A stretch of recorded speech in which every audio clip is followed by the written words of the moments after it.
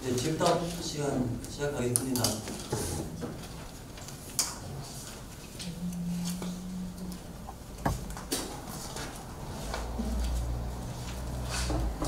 표정들을 보니까 질문 안 하실까? 어제 저는 그 아까 양과 독수리에서요. 그 양들이 이기고 나서 자기들의 도덕을 선이라고 했다고 했는데 이겼나? 이런 생각이 들고요. 그러니까 어떤 면에서 이겼는지 잘 딱 안 와닿았고요. 그리고 이겼는데도 그걸 선이라고 할까? 뭔가 그냥 제 생각에는 제가 다시 뭔가 힘을 가지고 있다면 그런 걸 가지고 있지 않을 텐데 좀 뭐랄까 그냥 당한 거 아닌가? 이런 생각이 들더라고요. 당하고 있는데 이겼다고 생각하는 거 아닌가? 이런 근데 여전히 당하고 있으면서 이겼다고 생각하는 거 아닌가? 이런 생각이 좀 약간 좀 이해가 안 됐어요. 이건 뭐 어디까지나 우화를 통해서 비유적으로 얘기를 하고 있는 거기 때문에 지금 양들의 사고방식이 하나의 어떤 집단으로 또 집단 정신으로 나타난 거로 보자면 양들의 사고방식이 의미하는 바는 첫째 기독교 문화잖아요. 원죄의식과 구원의 스토리, 대리복수 이런 것들이 실제로는 기독교의 주요 교리들을 그대로 압축하고 있는 형태잖아요. 한편으로는 기독교의 기본 교리들로 나타나고 있는 거, 그다음에 또 다른 한편으로는 근대 민주주의의 논리이기도 하거든요. 그러니까 패거리주의 문제라든지, 그 다음에 이성 반추의 문제라든지, 이성주의, 그 다음에 다수결주의 이런 것들은 근대의 기본적인 지배적인 조류잖아요. 사상적 조류. 그러니까 한편으로는 기독교 문화, 한편으로는 근대 어떤 이성중심주의, 다수결주의 뭐 이런 것들을 암시하는 거죠. 그런 측면에서 하나의 집합적인 시대정신이라는 측면에서 그런 정신이 등리했다라고 보는 거예요. 현재 우리 현대사회가 그 정신이 주류 사상이니까. 반면에 독수리가 보여주고 있는 거는 굉장히 철저한 개인주의. 근데 사실 슈타이너도 만약에 슈타이너 인지학에다 대입을 한다면 독수리 정도가 보여주고 있는 거는 의식혼 수준은 돼야 되는 거잖아요. 근데 절대로 지금 현재 우리 사회가 의식혼적인 윤리의식이 어떤 주도하고 있는 문화라고 말할 수는 없는 거죠. 그런 측면에서 양떼가 승리했다라고 보는 겁니다. 이게 그러니까 민주주의가 책 이름 기억이 안 나는데 민주주의는 그러니까 제일 좋은 게 아니고 약간 녹색평론에서 나온 책이었는데 그러니까 민주주의가 만들어진 게 그 다수를 위한 게 아니라 소수가 권력을 갖기 좋은 방식인데 속이는 그런 거라는 취지의 책을 본 적이 있어서 제가 승리가 아니라 당하고 있는 게 아닌가라는 생각을 하는 거거든요.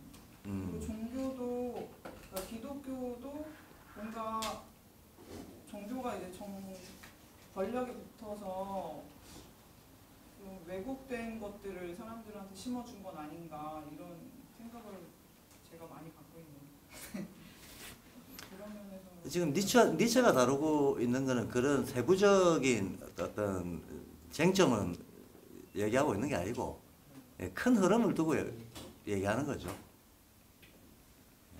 사실 뭐 구체적으로야 우리가 퉁쳐서 민주주의라고 하지 그 안에도 얼마나 다양한 흐름이 있고 지난 1세기 동안에만 하더라도 얼마나 많은 쟁점이 있고 다양한 흐름이 있고 그렇겠습니까? 지금 현재도 이 순간에도 변화가 계속 일어나고 있고 나라마다도 민주주의 구체적인 작동 방식은 다 다르고 그럼에도 불구하고 이제 가장 큰 특징들을 중심으로 우화로 표현을 한 거니까 그렇게 세부적 쟁점을 다루기는 힘들 것 같아요. 우회 도덕의 특징에서 첫 번째가 증오랑 복수를 갖고 있잖아요. 네? 우회 도덕의 특징 중에 증오랑 복수에 대한 그런 마음들이 있었는데 이제 또 반면에 나는 복수 안 하고 인내하고 절제하는 마음도 같이 갖고 있는데 약간 모순되는 건가요? 전혀 모순이 안 되죠. 나는 복수 안 하고 신이 복수해 줄 거다. 예. 우선은 나는 복수 안 한다는 거는 자기 정당화잖아요. 현실적으로는 자기가 복수할 힘이 없잖아요. 근데 복수할 힘이 없는 것 자체에 대한 정당화가 필요하다는 거야. 정당화가. 그 정당화와 함께 어떤 대리 보상 기제가 필요하다는 거예요. 그래서 보상 기제는 내가 못해도 어떤 이 세상 넘어 저 세상이 훨씬 더 장기 지속적이고 본질적이고, 원래 니힐리즘이라고 하는 것 자체가 기준을 저 세상에 두는 거잖아요. 그거는 이해하셨죠? 니힐이라고 하는 게 현재는 실제하지 않는 어떤 것을 형이상학적으로 가정해서 거기에다 중심을 두는 걸 니힐리즘이라고 니체는 정의했으니까, 소위 저 세상이라든가 구원과 심판의 세계는 저 세상인 거죠. 예, 그러니까 저 세상에서 복수가 이루어질 거다라고 하는 것은 일종의 상상적인 심리적 보상인 거죠. 심리적 보상인 거고, 현실에서는 내가 복수 안 한다라고 하는 것은 실제로 못하는 거를 안 하는 거라고 위로하는 거죠. 자기 정당화를 하는 거. 그런 식으로 나는 선하니까, 나는 또 착하니까 라고 하는 자기 위로와 함께 그 위로는 위로대로 하면서 복수하고 싶은 이 마음은 저 세상에다 투사시키는 거죠. 근데 이거는 마치 우리가 예를 들어서 현실적으로는 열등감이 있다는 것은 자존감이 상한 거잖아요. 그럼 열등감이 있는 사람들은 그 보상을 어떤 방식으로든지 가상적, 상상적 우월감으로 보상받으려고 하는 거거든. 그렇죠? 근데 둘 중 한 개만 느끼는 게 아니고 두 개 다 구사를 하잖아. 그렇죠? 한편으로 열등감, 한편으로 우월감. 동시에 가진다고. 동시에 가지는 게 전혀 모순이 안 해.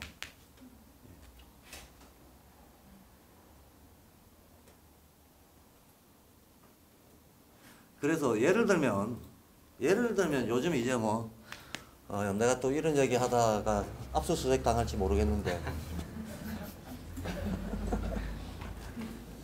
저도 학부를 법대를 나오다 보니까 주변에 실제로 그런 친구들을 봅니다. 그런 캐릭터들을 봅니다. 뭐 말만 놓으면 고시도 패스 못한 게 이런 얘기를 해요. 제가 이번에 댓글들을 보면서 깜짝 놀랐습니다. 그 조장관 보고도 고시도 패스 못한 게라는 댓글들을 달더라고. 고시도 패스 못한 게. 이게 열등감일까요? 우월감일까요? 둘 다죠. 네, 둘 다죠.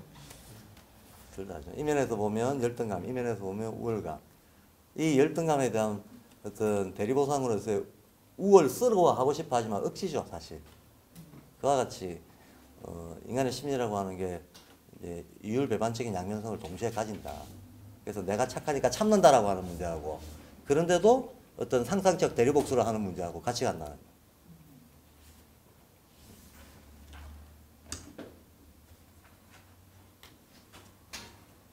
그리고 도덕에게 보는 니체 책 중에서는 그래도 일반인들이 보기에 가장 좀 이해하기 좋게 만들어 놓은 책이긴 해요.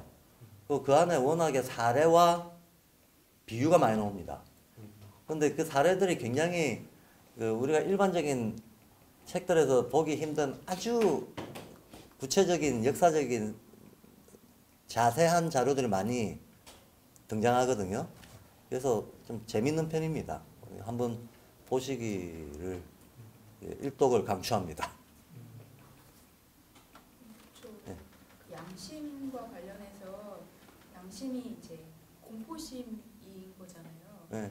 근데 이 처벌에 대한 공포심이 되게 오랫동안 이렇게 유전자적으로도 이어져 내려왔을 텐데 그걸 어떻게 극복하고 거기서부터 좀 자유로워질 것인지에 대해서 슈타이너는 어떻게 제안을 하고 있는지, 아이들 그래서 어떻게 키워야 되는지 이 부분이 지금 네, 두 가지입니다. 두 가지입니다. 그게 줄탁 동시인데요. 하나는 인간이 관여할 수 있는 게 있고, 뭐 인간의 힘으로 어찌 안 되는 게 있는 거죠. 그래서 인간의 힘으로 어찌 안 되는 것은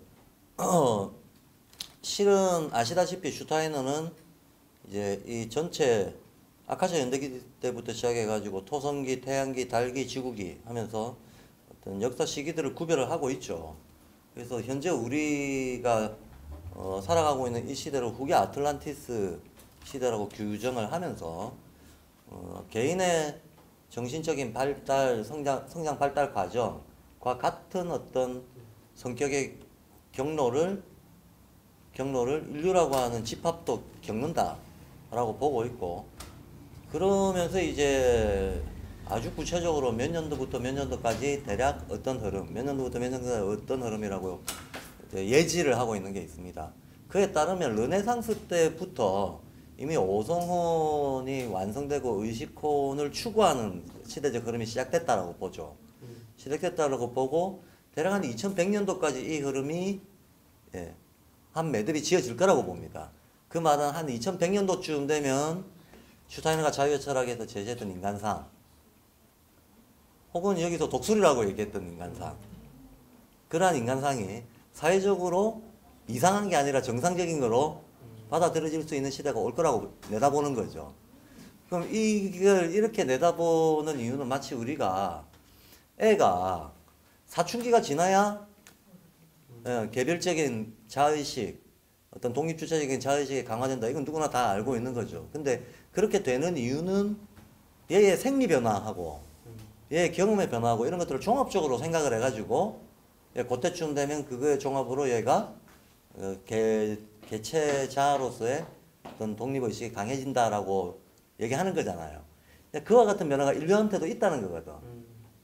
그러니까 이게 이런 거는 근데 누가 어떤 구체적 노력을 한다라고 해서 되는 게 아니고, 문명의 성격이 개인의 성장 발달사처럼 아주 큰 흐름을 두고 천천히 필연적으로 변해가는, 이거에 힘입은 바가 큰 거죠. 그 흐름에 하나가 있고, 근데 그러면 무슨 운명론자도 아니고 가만히 있으면 저절로 변하겠네, 아무것도 안 하면 되겠네는 아니죠. 실은 그 흐름이라는 것 자체가 사람의 구체적이고 능동적인 행동을 매개로 해서 그 흐름이 현실화가 되는 거잖아요. 아무리 뭐 오성원이고 의식원이고 이게 실제로 사람한테 나타날 때는 구체적인 실천과 경험을 통해 가지고 이제 현실과의 끊임없는 마찰과 시행착오의 수정과 피드백을 겪으면서 변화가 일어나는 거니까. 그럼 이제 그런 의식 변화에서 가장 큰 영향을 주는 인간의 실천 행위가 교육이라고 본 거잖아요.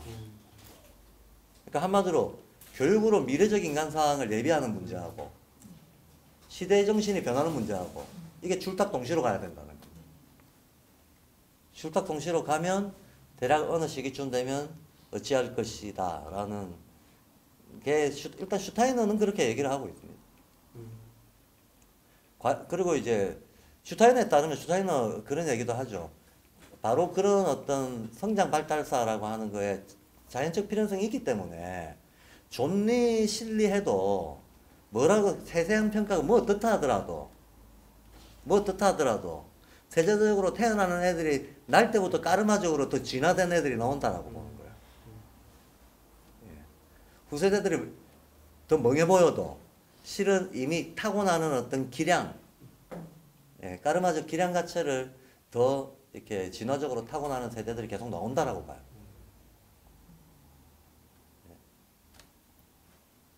이제 그런 거는 우리가 실은 뭐 논리적으로 쉽게 증명할 수 있는 문제는 아니겠죠. 슈타이너는 한 명의 시대를 꿰뚫어보고 넘어서 보는 일종의 자기 자신을 see라고 하잖아요. 영적인 흐름을 본다라고 해서 그런 입장에서 하고 있는 얘기는 뭐 조금 전에 소개드린 정도입니다. 그럼 양심의 가책을 받는다는 것 자체가 허구이고 허상이다라는 걸 지금 살아있는 저희들은 알고 가책을 받는 일들 그냥 내가 옳다라는 직관이 있다면 하는 거 네. 이게 잘 살아가는 건가요? 그러니까 근데 이 니체의 사상이 굉장히 과격해 보이지만 물론 뭐 니체의 그 논리 흐름이라든가 문체라든가 이런 것 자체가 과격한 면이 분명히 있습니다만 조금 거리를 두고 보면 어째 보면 상식적으로 우리가 충분히 수긍할 만한 얘기입니다. 니체의 합리적 핵심은 제가 아까 쇼펜하우어하고 비교해 봤을 때 니체가 갖고 있는 합리적 핵심은 쇼펜하우어는 욕망을 아주 부정적이고 염세적으로 묘사를 했는데 니체는 그걸 부정하는 것도 아니에요. 그런 면도 있다. 그런 면도 있다. 그러나 건강한 면도 있다. 양면성이 다 있다. 양면성을 다 봐야지 하나만 보면 안 된다. 이 말이거든요. 인생이 고통이라는 것도 인정하면서 근데 그 고통을 극복할 수 있는 내재적 힘도 있다는 것도 같이 인정해야 된다는 거예요. 그리고 이 두 양면이 있다고 했을 때 인간이 마땅히 어느 면을 더 고추해 가야 될 것인가 이 문제거든. 그래서 조금 떨어져서 보면 어제 보면 상식적인 얘기예요. 예. 한마디로 그 병든 측면, 건강한 측면, 양면성을 다 가지고 있기 마련인데 우리가 이걸 잘 가려서 건강을 이렇게 증폭시킬 수 있는 쪽으로 예, 문화적인 힘을 기울여 나가야 된다. 결국 이 얘기인데 양심의 가책이라는 문제도 이런 거죠.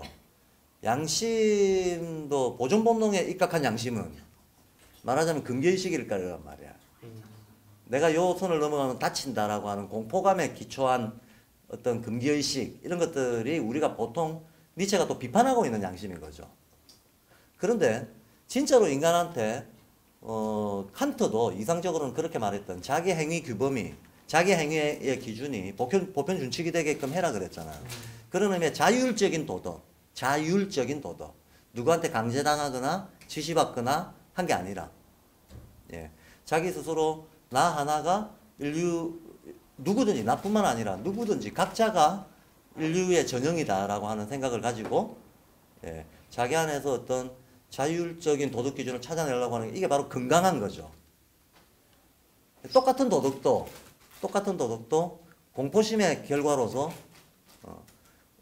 뭐가 됐든지 간에 하여튼 이 선을 넘어서면 안 돼라고 하는 금기의식으로서의 양심이 있는 거고 또 다른 한편으로는 가치 창조 능력으로서의 양심이 있다 이거예요. 후자의 양심을 길러나는 거거든. 자발적 도덕을 길러나는 거거든. 그렇게 이해를 하면 니체가 그리 과격한 얘기가 사실 아닙니다. 현재 우리 시대에서는 충분히 받아들일 만한데 금방 이 얘기도 니체 시대로 넘어가면 못 받아들여요. 개인이 지멋대로 도덕 기준을 만들 수 있다고?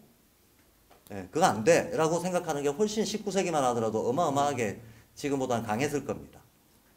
강했겠지만 지금은 금방 제가 설명했던 이런 내용조차도 하나의 권리로 인정해야 된다라고 하는 논리가 이제는 나오는 때가 된 거죠.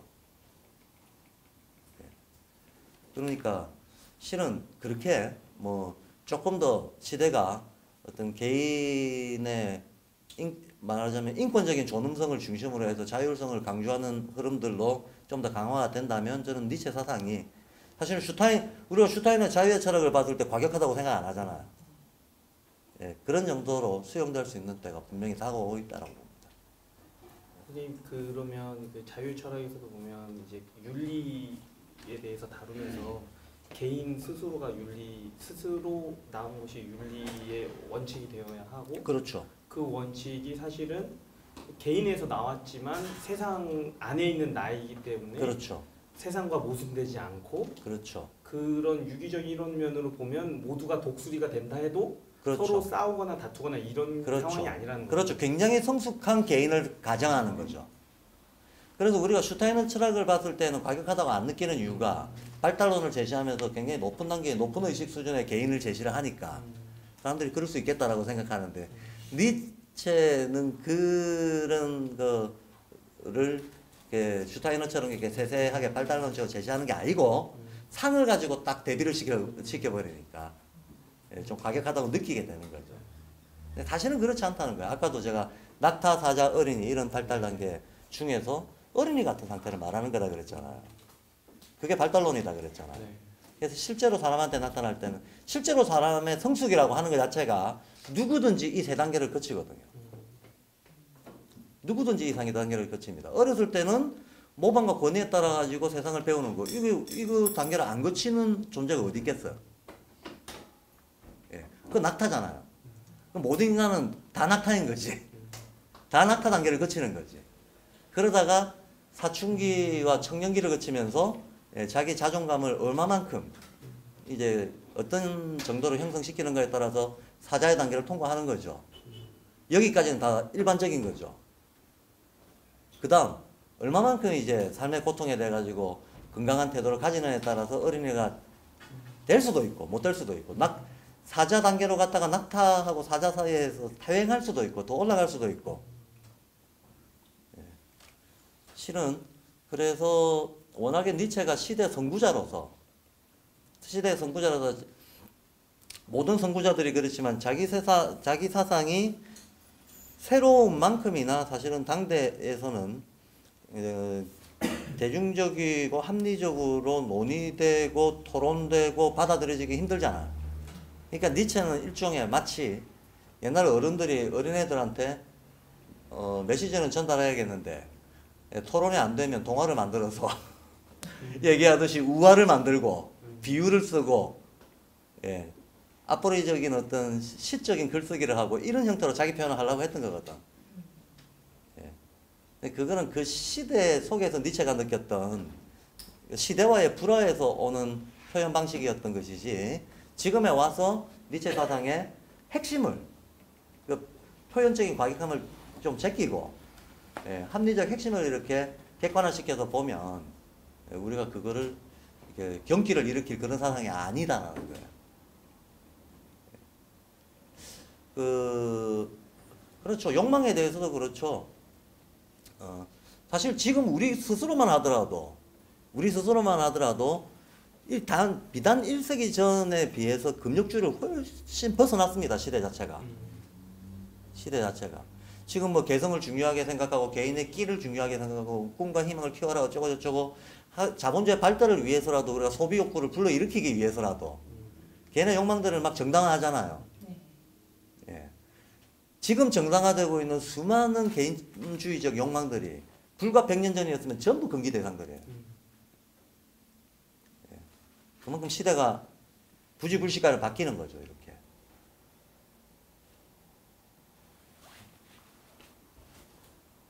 항상 제가 니체에 대한 강의를 아마 한지는 제 스스로가 니체 공부를 한 거는 대략 24, 5살 때쯤 된 것 같아요. 한 25년 이상 됐습니다. 그리고 한 20년 동안은 니체에 대해서 학생들한테 떠들건 뭐 어떤 자리에서 떠들건 강의를 한 20년을 해온 것 같아요. 뭐 20년 동안 계속 해왔다는 게 아니고 1년에 한두 번씩 정도 니체 강의를 하는 이렇게 기회가 있었던 것 같은데 되돌이켜보면 20년 전 혹은 10년 전으로 제 기억을 되돌이켜보면 그때는 예를 들어서 이런 식입니다. 그때는 제가 학생들을 가르칠 때였거든요. 그러면 한 10명의 학생들이 지금 나한테 배우고 있다. 니체 강의를 제가 열과 성을 다해서 했다. 그 다음 시간에 보면 5명은 안 와요. 기분 나빠서 빠지는 거야. 이럴 정도로 니체 사상 자체에 대한 아까 어떤 선생님이 왠지 니체 사상을 들으면 서민적인 삶 일반 어떤 생활인들의 삶이 부정당하는 기분 나쁜 느낌이 든다. 충분히 그런 느낌 들 수가 있어요. 더더군다나 만약에 집안이 교회 열심히 나가기라도 한다 이러면 이제 뒤집어지는 겁니다. 책 제목 자체가 아예 안티크라이스트 이런 게 막 나오니까 조금만 보면 제가 예전에 대구에 가가지고 니체 강의를 한번 한 적이 있어요. 니체 강의를 어떤 학원에서 한번 하고 그 다음 주에 다시 이제 연속 강의가 있기로 했는데 그 다음 주가 되기 전에 저한테 전화가 왔어요. 그 학원에서 정말 죄송한데 오지 말아달라고. 그 왜냐면 그 지역 교회 목사들이 몰려왔대요. 그 협박을 했대요. 학원 문 닫게 하겠다고. 이럴 정도로 예. 근데 그건 이제 근데 똑같은 강의가 서구 사회에서 그렇게 받아들여지겠습니까? 전혀 아니죠. 또 10년 전하고 지금하고 지금 제가 어디 가서 한다면 그런 반응이 나올까? 여기 계신 분들이 다음 달에 절반은 안 나오고 이런 사태가 벌어질 거야. 그러지 않을 거다. 예. 그러지 않을 거다. 똑같은 내용인데도 불구하고 예, 시대가 반응하는 문화가 반응하는 어떤 방식들은 알게 모르게 변하고 있다라는 거예요. 그래서 저는 니체 사상이 하나의 건강한 양식으로 수용되고 또 교육적으로도 활용되고 하는 때가 예, 빠르게 다가오고 있다라고 봅니다. 근데 그 이제 어떤 높은 수준 의식혼적인 그런 사고를 하고 있는 개인들이 많이 늘어나고 있지만 아직까지도 그런 민주주의 원리라던가 이런 것 되게 지배적이잖아요. 맞습니다.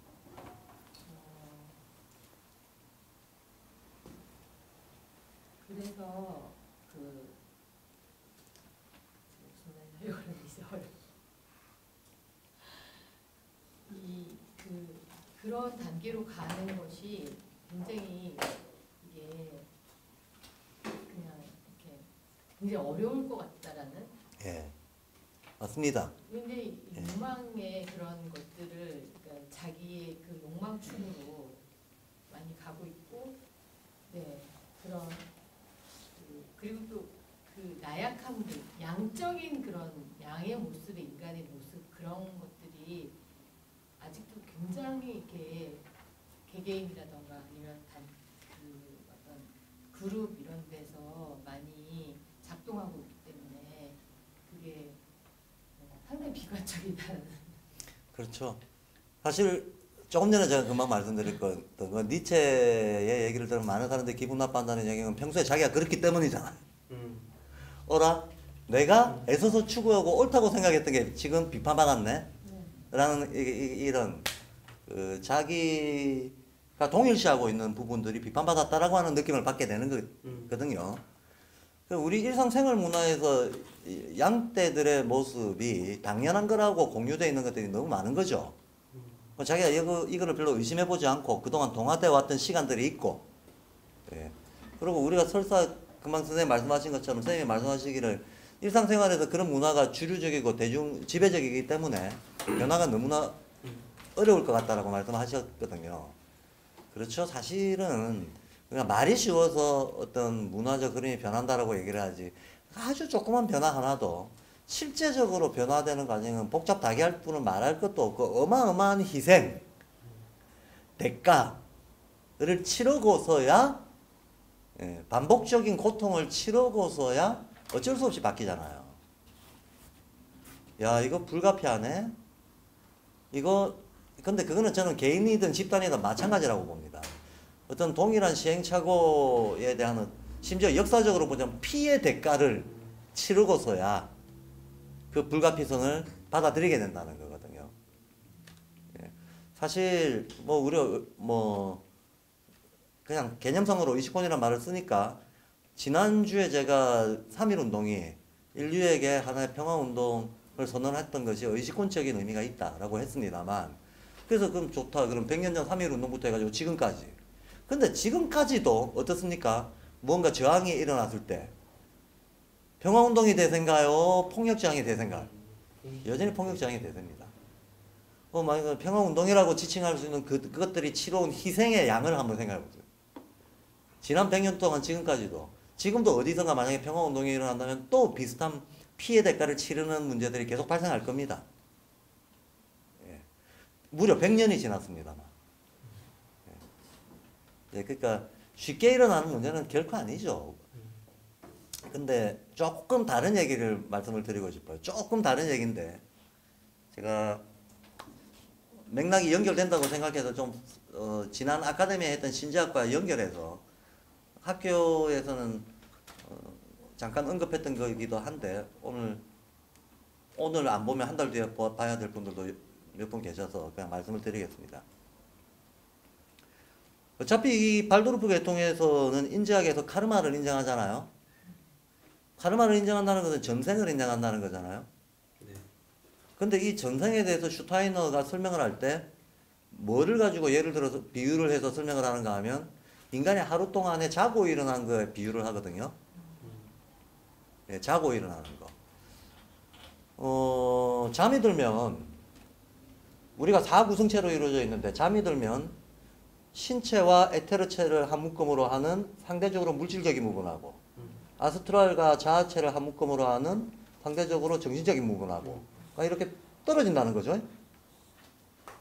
떨어진다는 얘기는 생리적인 부분의 어떤 자극 정보가 의식적인 대로 바로바로 전달이 안 된다는 얘기죠.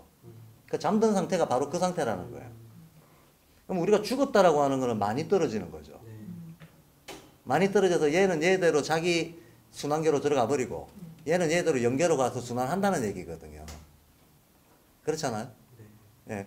그러니까 우리가 일상생활에 겪는 어떤 잠이라고 하는 것은 떨어졌다가 깨어나면 붙죠. 떨어졌다가 깨어나면 붙고 그러다가 많이 떨어지면 죽어.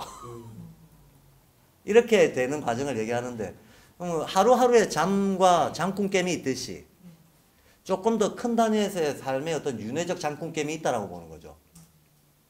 그러면 우리가 매일매일 겪는 어떤 일상생활에서 겪는 것들이 큰 단위에서도 재현된다고 봐야 되잖아요. 유기론적으로 본다면.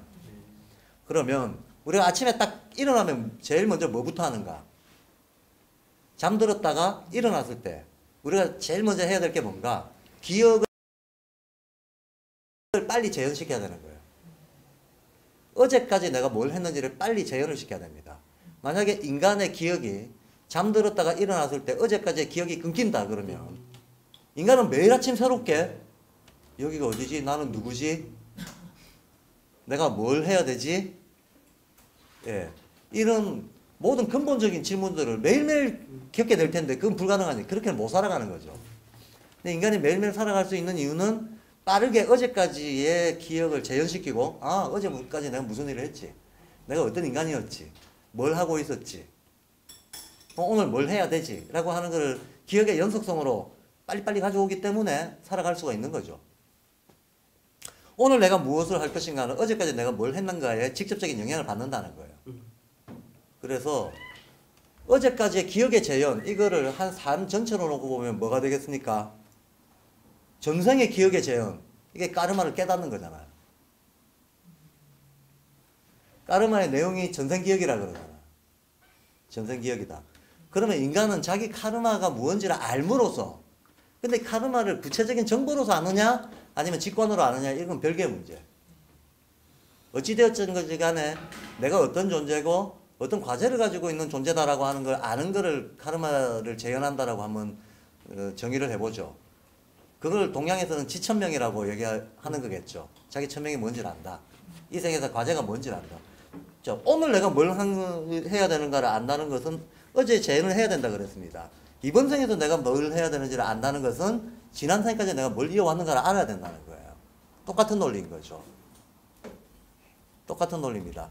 그러면 우리의 하루하루의 삶이라고 하는 것은 이제 단절되는 부분도 있고 연속되는 부분도 있는데 연속되는 부분으로 보자면 인간은 하루하루 뭘 하는가 하면 우리가 실제로 윤회를 하는 데 있어서도 영의 세계에서 왜 인간의 몸을 새로 받고 이 세상에 태어나는가 했을 때 우주적으로 거시적으로 봤을 때는 모든 어떤 영한자들이 하는 얘기가 영혼의 진화를 위해서라고 얘기를 해요.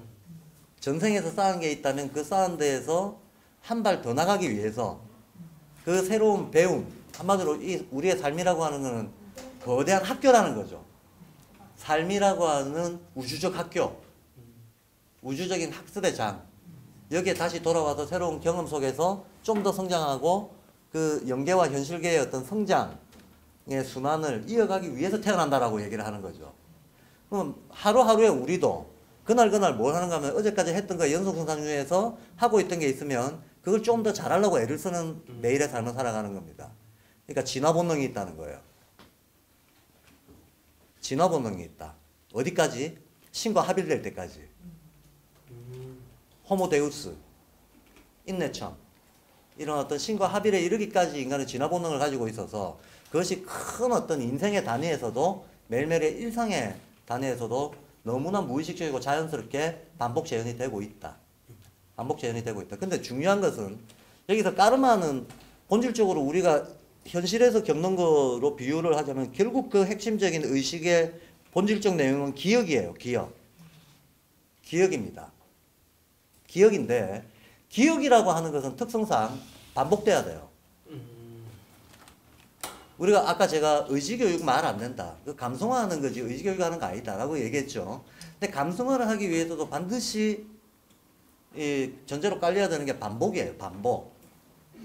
어린애들은 반복되는 패턴을 다 좋아하잖아요. 좋아하는 이유는 반복을 통해서 감각이 개발되는 거거든.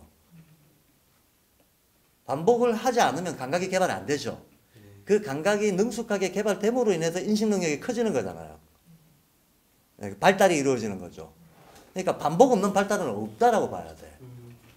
어떤 문득 순식간에 오는 깨달음이나 어떤 단계 차원의 진화라고 하는 것도 사전에 상당한 반복을 바탕으로 해서만 점프가 일어나는 거지 반복 없는 점프는 없다라고 하는 걸 생각해야 됩니다. 그러면 감각이 발달해서 감성적인 능력을 고양시키는 것 자체가 실은 알게 모르게 무수한 반복을 통해서 우리의 후각, 미각, 시각, 촉각 이 모든 것들이 무수한 반복을 통해 가지고 자기 작동 방식을 익히는 거거든요.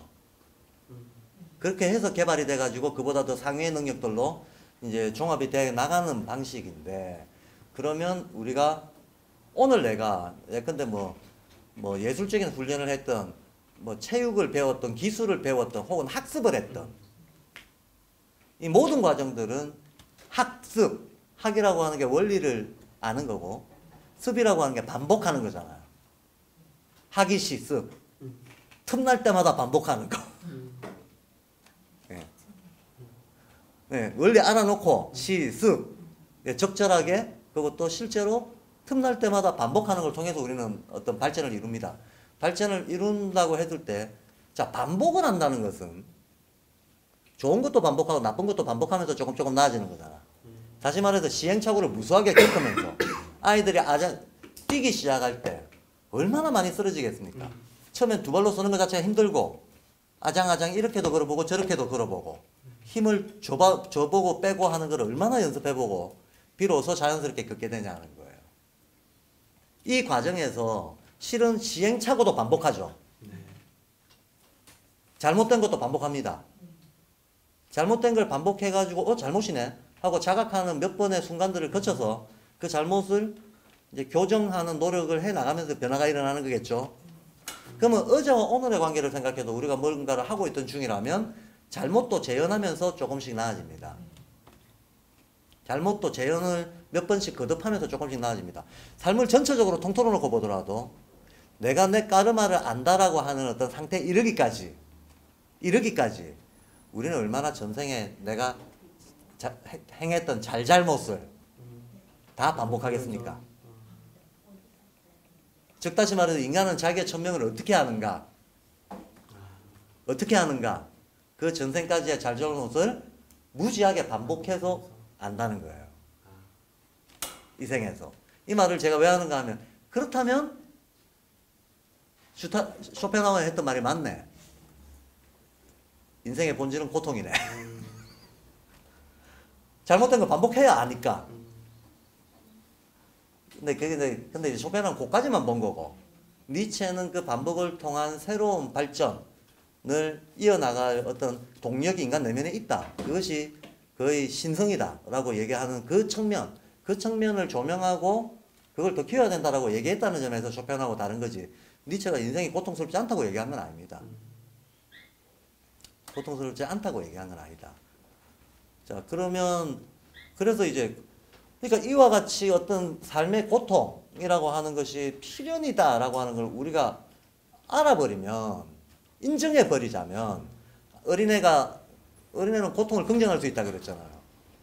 사실 우리는 어떤 것이 필연적이자 그러면 빨리 받아들여요. 필연적이라는 걸 알아버리면, 피할 수 없다는 걸 알아버리면 빨리 받아들인다는 거예요. 이게 긍정인 거죠. 근데 나그네가 여행을 하는데 밑에 내가 이 길로 가고 있는데 조그만 잔 돌멩이들이 앞에 걸리적거린다. 아이고 귀찮아 하면서 차고 막 치우고 가겠죠. 귀찮아 죽겠네 하면서 투덜투덜 대면서. 근데 큰 산맥이 앞에 나타나면 투덜댑니까? 돌아가든 넘어가든 방법이 없잖아.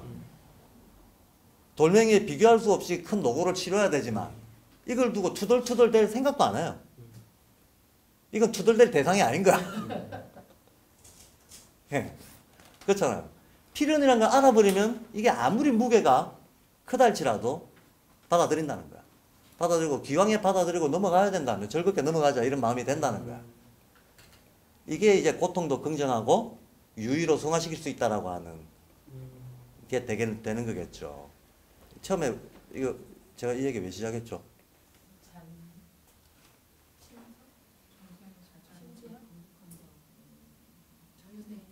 예?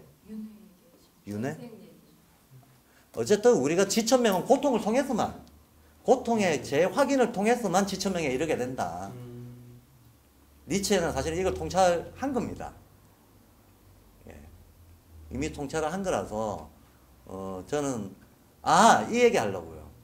그러니까 우리는 근데 그걸 통해 가지고 한편으로는 괴로운데 이렇잖아요. 인간이 괴로움에 억눌려 버리면 이게 트라우마가 되고 내적으로 자책감이 돼 가지고 아까 니체가 얘기했듯이 실은 잠재적 폭력성이 돼 버리거든. 자기 비하와 함께 원래 나를 대하는 태도하고 세계를 대하는 태도가 같이 갈 수밖에 없기 때문에 누군가가 자기 스스로를 끊임없이 내부적으로 자책하고 있다면 남도 어떻게든 끌어내리고 싶어 하는 거예요. 세계를 정화하면 나도 정화하는 거고, 예. 내가 나를 자책하면 세계도 탓하려고 하는 어떤 폭력성을 늘 동시에 가지고 있다라고 봐야 되는 거거든요. 예. 이렇게 보면 인생은 정말 염세적이죠.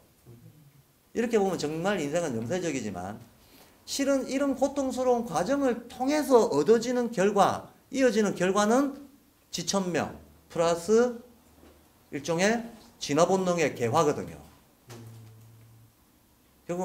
결국은 이 고통의 무게에 억눌리느냐 아니면 이 고통을 성장의 발판으로 삼느냐 하는 거에서 인간은 사실은 선택권이 있다라고 하는 말을 니체가 하는 거거든. 선택권이 있다. 왜? 인간이 곧바로 신성을 가지고 있으니까. 그 말 하는 거기 때문에 욕망이 좋다 그 말이 아니에요. 욕망은 한편으로는 고통이고 한편으로는 성장의 양분이다. 정말 고통 그 자체인 것도 성장의 양분으로 돌려낼 수 있는 그 힘이 인간에게 있음을 얘기한 거지 욕망을 찬양하려고 한 것도 아니고 고통을 미워하려고 한 것도 아니라는 거야. 예. 이게 중요합니다. 근데 거꾸로 기존의 어떤 철학들은 그것을 부정해버리려고 한다든가 욕망은 죄스러운 거야. 그 죄스러운 측면만 있는 게 분명히 아닌데도 불구하고 필수적인 측면이 있음에도 불구하고 쇼펜하우어 철학에서는 욕망이라고 하는 건 착각에 불과하고 마야에 불과한 거 인간을 고통에 빠지게끔 하는 거 말고 다른 기능이 없는 거예요. 그러니까 욕망을 제어해버리는 게 좋은 삶이고 잊어버리는 게 좋은 삶이고 부정하는 게 좋은 삶이다라고 딱 금욕주의적인 아니면 염세주의적인 이 태도를 정당화하는 데로 나가버리는 겁니다. 근데 니체 입장에서 보자면 그게 바로 고통을 외면하는 거야. 고통을 직면해서 다루면서 자기 능력을 키워가려고 하지 않고 외면해버리는 방식이라는 거예요. 이렇게 해가지고는 사람이 발달을 못한다는 거거든요. 자, 근데 뭐 얘기가 좀 왔다 갔다 합니다만 실제로 이걸 우리가 한 개인한테 적용을 시켜서 보면 개인이 어떨 때 성장하는가? 자기 삶에 닥치는 안에 밖의 고통을 피하지 않고 직면해가지고 끈질기게 아무리 지겹더라도 이 고통이 어디로부터 왔나? 나는 이 고통이 어떻게 대해야 되나? 라고 하는 고통에 대한 자기 대응 방식을 이게 직면해서 고통에 직면해가지고 그 대응 방식을 찾아내려고 정말 절치부심하는 속에서 인간은 성장하는 거잖아요. 성장하는 거지. 어떤 고통이 왔는데 외면하면 어떻게 되겠습니까? 또 옵니다. 해결이 안 됐기 때문에 계속 옵니다. 언제까지 오느냐? 해결될 때까지 옵니다. 해결될 때까지 옵니다. 근데 여기서 이제 또 중요한 게 이 해결된다라고 하는 것이 마치 우리가 솔루션을 찾는 거, 기술적 솔루션을 찾는 문제니까, 즉, 내가 고통을 잘 다룰 수 있게 된다면 고통이 오는 것 자체를 막는다든가, 고통이 못 오게 한다든가, 이렇게 할 수 있다는 건가? 고통이 왔을 때 간단하게 이 고통의 영향을 해체를 시켜버린다거나 이럴 수 있단 말인가? 그거 아니에요. 제가 평소에 늘 하는 말이지만 예컨대 이런 거죠. 도톤 사람이 초능력이 생기냐? 안 생겨요. 도톤 사람은 생로병사에 안 시달리나? 시달려요. 도톤 사람한테도 온갖 종류의 좋고 나쁜 이 외부에서 영향이라고 하는 거 오기 마련인 겁니다. 병 안 걸리나? 병 걸린다는 거죠. 근데 차이는 뭐냐? 예컨대 어떤 사람은 암 걸려가지고 암 판정받고 시험 부 판정 1년 뒤에 당신 죽습니다. 그러면 내일 죽을 것처럼 오늘 당장 막 다 고통스러워요. 그리고 이 불안감 앞에서 자기가 뭘 어떻게 해야 될지 몰라서 막 방향을 잃고 그래. 자기가 심적인 충격을 다룰 줄을 몰라. 그런데 의식수준이 좀 되는 사람이라면 죽음 그 자체가 너무나 자연스러운 하나의 순환 과정이라는 걸 이해하고 그 죽음 앞에서 준비된 죽음까지도 삶의 일부로 받아들여가지고 자기의 어떤 준비된 죽음을 담담하게 맞이해 나갈 수가 있겠죠. 이 사람이 죽음을 피할 수 있는 거 아니에요. 병을 피할 수 있는 것도 아니고. 다만 똑같은 고통이 왔을 때 대하는 게 달라지는 거죠. 한마디로 고통을 다루는 게 달라지는 거죠. 다루는 그 능력이 달라지는 거. 그걸 두고 고통을 긍정하고 유의할 수 있다라고 니체는 표현을 했던 거죠. 그게 아까 이제 반복되는 얘기, 그게 바로 운명의적인 자세다라고 얘기를 했던 거고. 그래서 그러니까 지금 제가 이제 이 해석을 하는 이유는 니체 세상이 이제 처음 딱 들었을 땐 대단히 과격하고 마치 어떤 아나키즘을 우리가 처음 무정부주의적 자유주의적 사상 이런 걸 들었을 때 느끼는 과격함처럼 들리지만 사실 우리가 오랫동안 하나의 보편적인 가르침으로 받아들여왔던 성인들의 얘기나 혹은 슈타이너가 하나의 인간의 그 미래적인 발달상을 보여주면서 얘기하고 있는 교육적인 내용이나 이런 거하고 이제 이렇게 함께 봤을 때 그런 정도의 과격한 사상이 아니고 실제로는 금방 얘기했던 대로 이런 의미로 해석될 수 있는 얘기다 라는 말씀을 드리려고 했던 겁니다. 그래서 오히려 고통에도 불구하고 인간이 자기 건강성을 잃지 않고 살아갈 수 있는 철학을 정립하려고 했던 것이 니체 사상 아닌가, 저는 그렇게 해석을 합니다. 한마디로 어떤 고난이 있어도 주눅들지 말고 내면의 빛을 회복해서 당당하게 살아가라, 뭐 이런 얘기 아니겠습니까? 교육적으로 좀 우리가 풀어서 얘기를 하자면 누가 뭐라 하든 자기만의 길을 찾아서 당당하게 살아가라. 아, 우리 학교 교과에 있는 내용이네.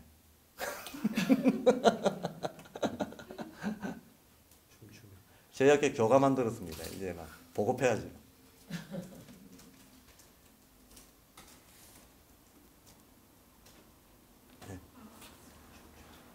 또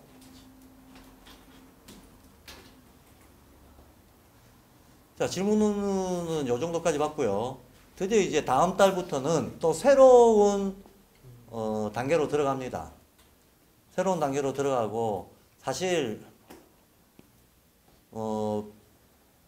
외부의 평가나 반응이 어떨지는 잘 모르겠습니다만 금방 제가 얘기했듯이 그런 거보다 자기 중심을 먼저 생각해라.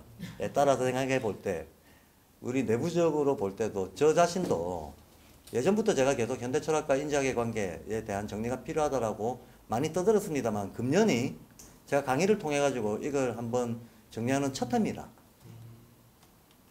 첫 해입니다.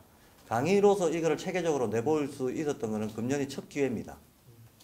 그래서 이 자체도 물론 저는 감히 생각한데 제가 모르는 어떤 게 있는지는 모르겠지만 발도르프계에서 뭐 국내외를 막론하고 이 지금 우리가 이게 조명해왔던 내용처럼 현대철학의 수세 기에 걸친 흐름하고 인지학과의 관계를 규명한 거는 제가 자료도 본 적이 없고 기사도 본 적이 없어요. 제가 아는 정보 안에서는 이런 거는 딴 데서 시도된 적이 없었습니다. 근데 어쨌든 여기서 시도가 됐죠. 늘 그렇지만 한 번 된 건 또 됩니다. 한 번 되면 계속 그와 같은 어떤 활동들이 저는 이어질 수 있다라고 보는데 첫 발을 끊었다라는 생각이 들고 그래서 현대철학과 인자학을 그 관계를 연결해 가지고 함께 보는 거는 앞으로도 계속 더 심화시켜 나가야 될 작업이라고 보고, 이것도 새로운 시도였지만 요 뒤에 이제 남은 1년 동안 저희 연간 세미나니까 월 세미나 몇 회가 더 남아 있는데 동안 보여드릴 거는 이제 동양사상과의 관계거든요. 다음 시간이 대학 중용인가요? 그 다음 시간이 경목여결. 대학 중용하고 경목여결이 다른 거는 대학 중용이 일반적인 전통적인 공맹의 유교를 보여주는 거라면 경목여결은 조선 섭리학의 어떤 도덕의식을, 예, 그 기존 공맹유교하고는 또 특이하게 다른 걸 담고 있는 조선 섭리학의 도덕의식을 내포하고 있단 말이죠. 예, 좀 더 발전된 진화된 형태라는 거예요. 그리고 이제 유교, 성리학, 그 다음에 이것들의 바탕을 이루고 있는 주역적인 세계관, 이게 동양사상의 어떤 하나의 핵심이라고 할 수 있는 이 흐름들과 인지학을 어떻게 연결해서 볼 것이냐, 이게 앞으로 남은 연간 남은 월 세미나의 남은 내용들입니다. 저는 이것도 새로운 시도고 또 진화적인 시도라고 사실 자임합니다. 그래서 앞에 현대철학과 연관지었던 것도 어쨌든 굉장히 새로운 시도라고 자평할 수가 있는데, 이 동양철학과의 연결은 사실 더더욱 누구도 시도를 안 했던 영역을 좀 다듬는 부분이라서 저는 정말 가급적 많은 분들이 같이 이 월 세미나에 이 내용들에 좀 동참을 했으면 하고 바랍니다. 이번 방학이 지나고 아카데미가 진행되면서 월 세미나가 2달 만에 이루어지고 하다 보니까 제가 오늘 시작하면서 첫 마디가 출석이 폭망이네요 라고 시작을 했는데, 다음 달부터는 또 새 차원으로 들어가니까 오신 분들이라도 좀 많이 서로 격려를 해서 다음 월 세미나 때는 새로운 공부를 좀 더 많은 분들이 동참해서 할 수 있기를 좀 같이 서로 독려를 했으면 좋겠습니다. 네, 고맙습니다.